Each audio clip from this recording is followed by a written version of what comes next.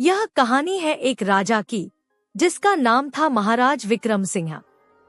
वह एक प्राचीन राज्य के राजा थे, जिनकी बुद्धिमानी और साहस के किस्से दूर दूर तक मशहूर थे। लेकिन उनकी सबसे खास बात यह थी कि वह अपने राज्य की प्रजा के लिए किसी भी हद तक जा सकते थे। कहानी का आरंभ। महाराज विक्रम सिंह के राज्य में खुशहाली थी। एक दिन उनके दरबार में एक साधु आया। साधु ने महाराज को एक रहस्यमय और बहुमूल्य रत्न दिया।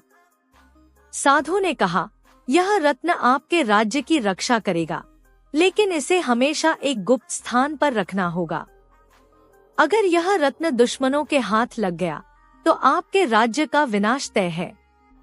महाराज ने रत्न को गुप्त कोष में रख दिया। लेकिन राज्य के ही एक मंत्री, जो लालची और विश्वासघाती था, उसने इस रहस्य की जानकारी दुश्मन राजा को दे दी। दुश्मन का षड्यंत्र। दुश्मन राजा ने रत्न को चुराने के लिए अपने सबसे चालाक गुप्तचर को भेजा।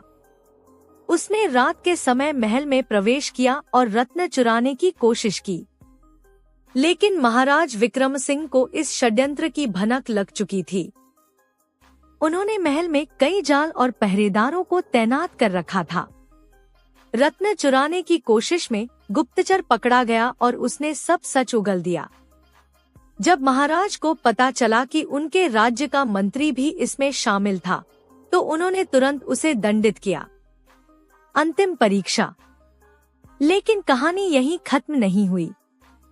दुश्मन राजा ने युद्ध का ऐलान कर दिया। महाराज विक्रम सिंह ने युद्ध में अपनी सेना का नेतृत्व किया। उनकी रणनीति और बहादुरी के आगे दुश्मन की सेना टिक नहीं पाई। युद्ध जीतने के बाद महाराज ने रत्न को फिर से सुरक्षित जगह रखा और प्रजा से वादा किया कि वह हमेशा उनकी सुरक्षा के लिए तत्पर रहेंगे। कहानी का संदेश। महाराज